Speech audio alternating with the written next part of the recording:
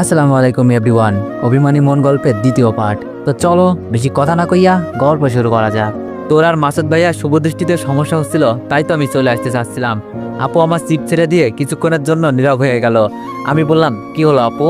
আপু বলল, ভাই তুই যে স্বপ্ন দেখছিস সেটা তো অবাস্তব কিছু। ওনার সাথে কি আমাদের যাই? আমরা কোথাকার এতিম, 2 মুঠো খাবারের জন্য কত কষ্ট করতে হয়। আপুর চোখ বেয়ে জল পড়ছে। আমি বললাম, সরি আপু, আমি তোকে কষ্ট দিয়ে ফেললাম। আপু চোখের পানি মুছে বলল, আরে না, যা হাত মুখ ধুয়ে আই, খাবি। আপু খাবার বাড়তে চলে গেল। আজ আমার সন্দেহ দূর হয়ে গেল। আপু মাসুদ ভাইয়াকে শুধু পছন্দ না, ভালোবাসে। খাওয়া দাওয়া শেষ করে আপু আর আমি আবার বসলাম পরিকল্পনা করতে। আপু বলল, কাল আমাদের সব ব্যবস্থা সেরে ফেলতে হবে ভাই। পরের দিন আপু আর আমি সেলাই মেশিনগুলো কিনে একটা রুম ভাড়া করে সেখানে স্থাপন করলাম। এবার আমাদের দক্ষ কর্মী খোঁজার পালা। আবার বের হয়ে পড়লাম কর্মী খুঁজতে। আপুর পরিচিত সবার সাথে কথা বললাম, সবাই রাজি হলো কাজ করতে। আমাদের বাসায় ফিরতে সন্ধ্যা হয়ে গেল। আপু বলল, ভাই আজ অনেক ক্লান্ত, চল আজকে রান্না না করে আমরা হোটেলে কিছু খেয়ে বাসায় যাই। আমি আর আপু এক হোটেলে ঢুকে কিছু নর্মাল খাবার খাচ্ছি। হঠাৎ দেখলাম অপু সহ ওর অনেক বন্ধু বান্ধব হোটেলে প্রবেশ করলো। আমি বললাম, আপু এখান থেকে চল। আপু বলল, কি বলিস, খাবারগুলো রেখে না খেয়েই চলে যাব নাকি? বস, খেয়ে যাব।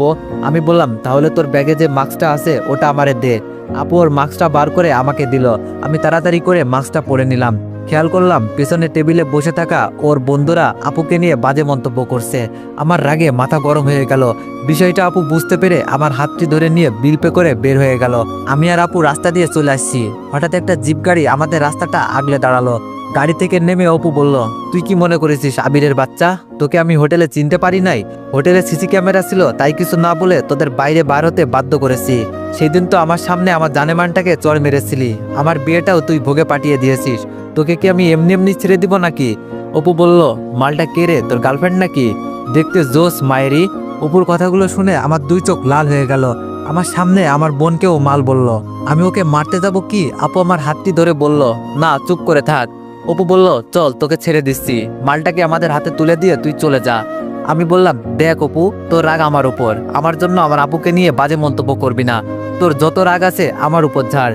অপু বলল, তুই তো এতিমের বাচ্চা, তোকে মারলে ছুঁচো মেরে হাত গন্ধ করা হবে, আর তোর আপুকে নিয়ে গিয়ে আদর দিলেই তোর আসল শিক্ষা হবে।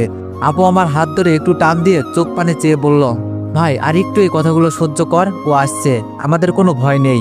আমি ভাবছি ওটা কে যে আমাদের আজকে বাঁচাবে। অপুর কয়েকটা বন্ধু এসে আমাকে কিল ঘুষি মারলো। আমি মাটিতে পড়ে থাকলাম। আপুকে নিয়ে ওরা জিপে করে চলে যেতেই পুলিশের গাড়ি এসে ওদেরকে ধরে ফেললো। আমি মাটি থেকে মাথা তুলে দেখলাম আপু আর মাসুদ ভাইয়া আমার দিকে এগিয়ে আসছে। মাসুদ ভাইয়া আমাকে টেনে তুললো।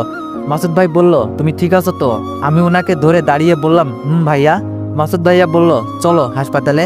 আমি বললাম, না ভাইয়া, আমি ঠিক আছি।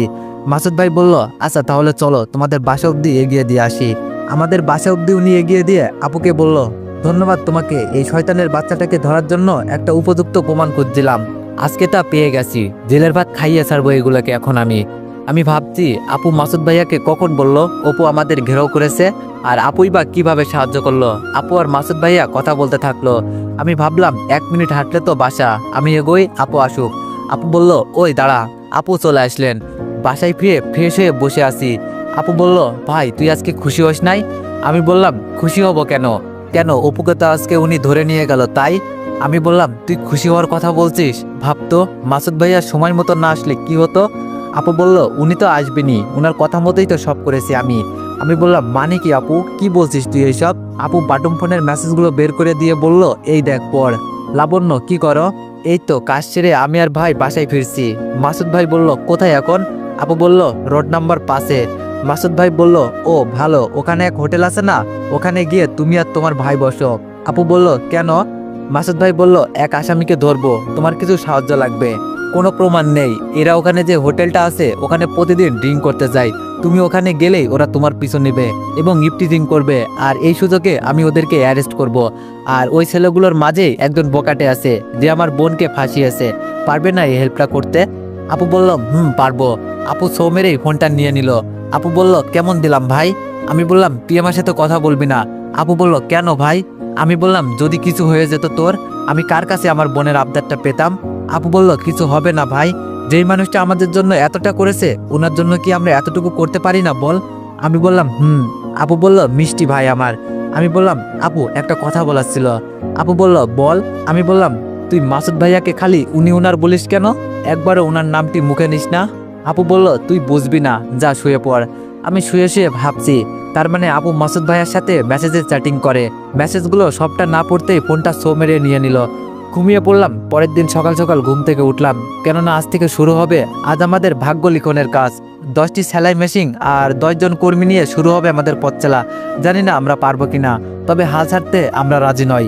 10 জনের ভিতরে 7 জন কর্মী আসলো। আপু ওদেরকে নিয়ে কাজ শুরু করে দিলেন। প্রথম এক সপ্তাহে হাতে তেমন কোনো কাজ পেলাম না। এরপরে শুরু হয়ে গেল মানুষজনের আসা যাওয়া আমাদের ওয়ার্কশপে। অর্ডারের উপরে অর্ডার। আমি বসে থেকে সব হিসাব নিকাশ করতাম, আর আপু সবকিছু পর্যবেক্ষণ করত। আপু লেখাপড়া জানতো না, কিন্তু এই কাজ সম্পর্কে ছিল ওর অনেক অভিজ্ঞতা, কেননা এই কাজটি দ্বারাই আমাদের সংসার চলতো এক সময়। আপুর সর্বত্র দিয়েই সবাইকে কাজ ভালো করে বুঝিয়ে দিত। যারা কাজ করত তারাও ছিল অর্ধবয়স্ক মহিলা, একসময় গার্মেন্টস কর্মী। মাত্র 1 মাসের মধ্যে কাজের মান ভালো হয় এদিকে ওদিকে ছড়িয়ে পড়লো বস্তির ছোট্ট একটা ওয়ার্কশপের সুনাম।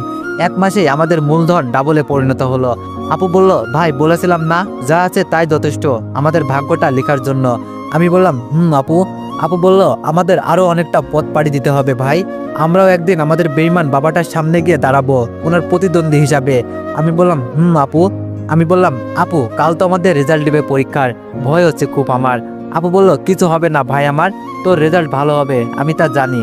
পরের দিন বাটন ফোনটি নিয়ে রেজাল্টের জন্য ডায়াল করলাম। ফোনে মেসেজ আসলো, যা দেখে আমি হুররে বলে চিল্লে উঠলাম।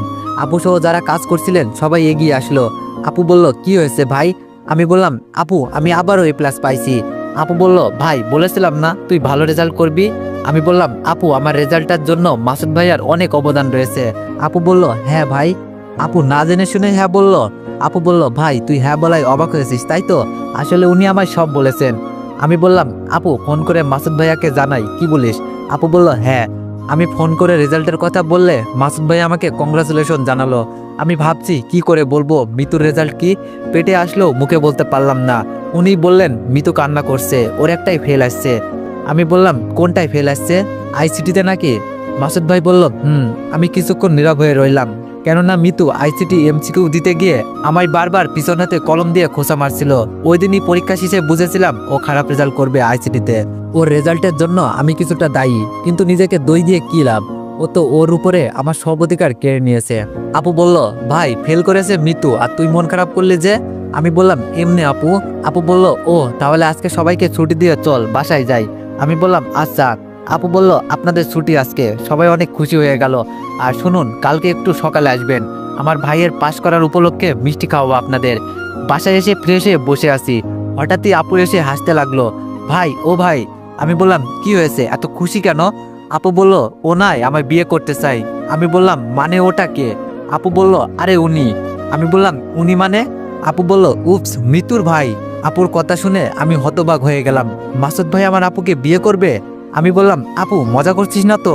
আপু বলল, না ভাই সত্যি, উনি আজকে আমার সাথে বিকালে দেখাও করবে বলেছে। আপু বলল, ভাই তোর কি হলো, মন খারাপ করলি যে? আমি বললাম, আপু আমায় ছেড়ে চলে যাবি তুই, আমার তো কেউ নেই, আমি অনেক একা হয়ে যাব, তাই খারাপ লাগছে। আপু বলল, আচ্ছা ভাই তাহলে ওনাকে আমি না করে দিই। আমি বললাম, না আপু, এমন মানুষ তুই কখনো পাবি না। মাসুদ ভাই এত বড় লোক, তবুও মনে কোনো অহংকার নেই। তুই হয়তো জানিস না আপু, উনি যে এত ব্যস্ত থাকতেন তবুও প্রতিদিন 2-3 ঘন্টা হাসপাতালে গিয়ে তোর পাশে বসে থাকতেন। উনি একদম মাটির মানুষ, ওনাকে না করা ঠিক হবে না।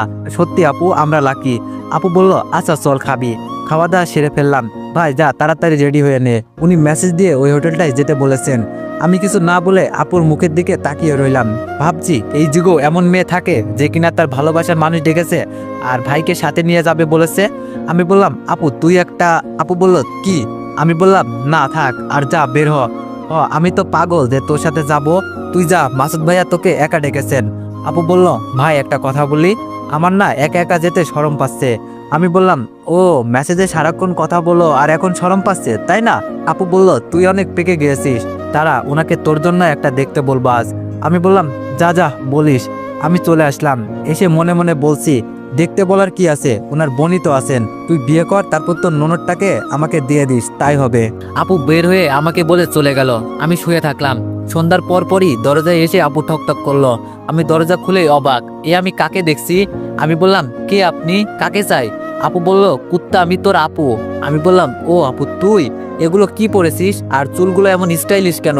ওরে বাবা, পুরোই হিরোইন দেখছি। আপু বলল, মজা করছিস না তো, এগুলো নিয়ে চল ভিতরে। আমি বললাম, কি এগুলো? আপু বলল, শপিং। আমি সব বার করে দেখছি, আপুকে মাসুদ ভাই অনেক কিছু কিনে দিয়েছে। আপু বলল, ভাই কালকে তোকে ওনার বাসায় ডেকেছে। আমি বললাম, কেন? আর আমি ওনার বাসা চিনি না তো। আপু আমাকে ঠিকানা দিয়ে বলল, আমাকে কারণ বলেন নাই। আমি বললাম, আচ্ছা আপু, তাহলে কালকে সকালে আমি মাসুদ ভাইয়ার বাসায় যাব। আপু বলল, আচ্ছা। রাতে শুয়ে শুয়ে ভাবছি, অনেকদিন পর কাল মিতুকে দেখতে পাবো। সকালে ঘুম থেকে উঠে ওনার বাসায় চলে গেলাম। বাসায় ঢুকতে এক কাজের মানুষ আমাকে বসতে বললেন। মাসুদ ভাই কোথায় গেছে বললেন উনি একটু বাইরে গিয়েছেন, একটু পরেই আসবে। আমি মনে মনে শুধু মিতুকে খুঁজছি, বাড়ির এই দিক ওদিকে তাকিয়ে কোথাও দেখছি না। একটু পর একটা গান শুনতে পেলাম। পাশে তাকাতেই দেখি পেছন দিয়ে মিতু বাইরে কোথাও যাচ্ছে। আমি আস্তে করে বললাম, কাক যতই চিল্লায় না কেন, তার সুর কখনো কোকিলের মতো হয় না। মিতু আমার কথা শুনে বুঝতে পারলো আমি ওরই বাড়ি এসে ওকে কিছু বলেছি। আমার কাছাকাছি এসে বলল, কি বললি আবার বল, মুখ সামনে কথা বলবি। আর তুই আমার বাসায় কেন? তোকে বাসায় কে ঢুকতে দিয়েছে? এখনই বের হয়ে যাবি নাকি তোর গালে দুটো চর মেরে গরম করে দিয়ে ঘাড় ধাক্কা দিয়ে বের করে দিব? আমি বললাম, আমি নিজের ইচ্ছায় আসিনি, ঠিক আছে? আমি মিতের কথায় পাত্তা না দিয়ে বরং সোফায় নড়ে সরে ভালো করে বসলাম। ওর আর সহ্য হলো না আমাকে চর মারতেই যাবে কি, অমনি মাসুদ ভাইয়া এসে হাজির হয়ে গেল। মাসুদ ভাই বলল, এগুলো কি হচ্ছে মিতু? বাসায় আসা মেহমানের সাথে এমন ব্যবহার করা কে শিখিয়েছে তোমায়? ক্ষমা চাও ওর কাছে। মিতু বলল, কখনো না। মিতু রাগ দেখিয়ে কোথাও যাবে বলে ঠিক করেছিল, তা না যে ওর রুমে চলে গেল। মাসুদ ভাই বলল, আবির, ওর ব্যবহারে কিছু মনে করো না তুমি। আমি বললাম, না, কিছু মনে করি নাই। মাসুদ ভাইয়া কাজের মানুষকে কফি নিয়ে আসতে বললেন। আমি বললাম, ভাইয়া আমাকে ডেকেছেন যে? মাসুদ ভাই বলল, আসলে তোমার আপুর আর আমার বিষয়টা হয়তো তুমি জানো। আমি তোমার আপুকে আমার বাসায় বউ করে নিয়ে আসতে চাই। তুমি কি বলো, রাজি আছো? আমি বললাম, ভাইয়া আপনি কি আর আমরা কি, মানুষজন কি বলবে? মাসুদ ভাই বলল, যে যাই বলুক আমার তাতে কিছু যায় আসে না, তুমি রাজি কি? আমি বললাম, ভাইয়া আপনি তো জানেনই আমি আর আপু সবে 1 মাস হলো একটা ওয়ার্কশপ খুলেছি। আপুকে বিয়ে দেওয়ার মতো সামর্থ্য তো এখন আমার নেই। মাসুদ ভাই বলল, তোমাদের কোনো খরচ করতে হবে না, তোমার আপুর সাথে আমার বিয়েটা একটা হোটেল বুক দিয়ে হবে, আর যা খরচ সব আমার। তুমি রাজি কিনা? আমি রাজি হয়ে গেলাম। উনি বললেন, তাহলে আগামী সপ্তাহে সব ব্যবস্থা করে ফেলি। আমি বললাম, আপুকে বলে ডেটটা ফিক্স করা উচিত ছিল। মাসুদ ভাই বলল, তোমার আপুকে বলেছি, ও বলেছে তুমি যা বলবা তাই হবে। আমি বললাম, তাহলে ডেটটা ফিক্স করে ফেলুন। মাসুদ ভাই বলল, সবকিছু ঠিকঠাক হয়ে গেল, চলো তোমার বাসায় এগিয়ে দিয়ে আসি। আমি না করলেও উনি আমাকে গাড়িতে করে নিয়ে আসলেন। আমি গাড়ি হতে বাইর হলাম। একটুখানি দূরে হতে দেখলাম আপু দাঁড়িয়ে আছে। মাসুদ ভাইয়া গাড়ি হতে নেমে দাঁড়িয়ে থাকলেন। আমি আপুর কাছে আসছি আর ভাবছি, আমাকে গাড়ি থেকে এগিয়ে দেওয়ার আসল কারণ এটাই ছিল। আপুর কাছাকাছি এসে পাই দিয়ে চলে যেতে লেগে বললাম, নে হয়েছে, এবার চলে আয়, সব ঠিক হয়ে গিয়েছে। আপু একটু লজ্জা পেয়ে গেল এবং আমার সাথে চলে আসলো। আপুর সাথে বসে আপুকে সব বললাম। রাতে শুয়ে শুয়ে ভাবছি, মিতু আমার উপর এতটা রাগ পুষে রেখেছে। মাসুদ ভাই ঠিক সময়ে না আসলে আজ হয়তো আমার গাল সত্যি চড় মেরে লাল করে দিত। তবে একটা জিনিস ভেবে অবাক হচ্ছি, অপু তো জেলে, অপুর সাথে ওর বিয়ে ঠিক হয়েও তা ভেঙে গেল। ও কোথাও একটু মন খারাপ করবে তা নয়, উল্টো মনের সুখে গান গাইছে। ব্যাপার কি?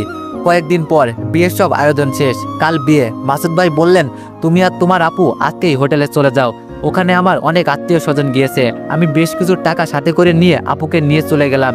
মাসুদ ভাই জানালো, ওখানে আমার গাড়ির ড্রাইভার আছেন, ওনাকে সব বলা আছে, তুমি ওনার সাথে আজ শহরে চলে যাও।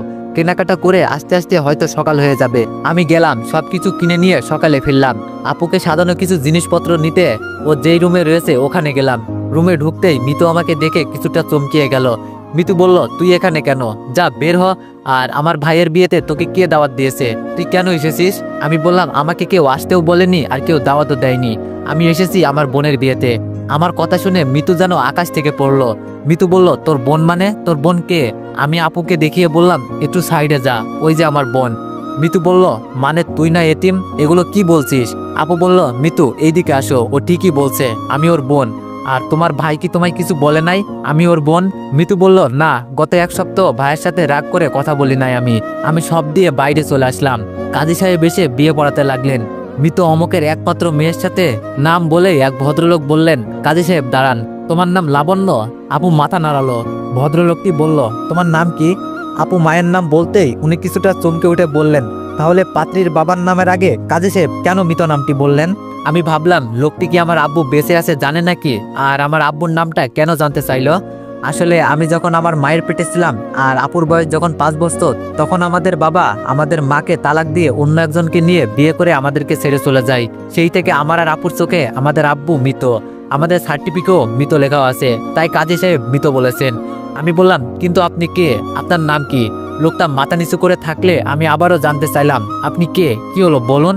শফিক সাহেব বললেন, আরে ওনাকে চিনো না, উনি হলেন এই শহরের বিশিষ্ট ব্যবসায়ী। আমার আর বুঝতে বাকি থাকলো না, উনি হলেন আমার সেই মৃত বাবা। আমি চরম ক্ষোভে বলতে শুরু করলাম, আপনারা সবাই শুনুন, টাকা পয়সাওয়ালা কোটিপতির মেয়েকে বিয়ের লোভে নিজের স্ত্রীর পেটে 8 মাসের সন্তান ও 5 বছরের একটা মেয়েকে রেখে তালাক দিয়ে চলে যাওয়া আমারও আপুর মৃত বাবাটি আর কেউ নয়, উনিই হলেন। অমনি আপু পিছন থেকে এসে আমার মুখটা চেপে ধরে বললেন, চুপ কর ভাই। আপুর হাতটি সরিয়ে নিয়ে বললাম, আপু আমাকে বলতে দে। তো এভরিওয়ান, নেক্সট পার্টের জন্য অপেক্ষা করো। ধন্যবাদ।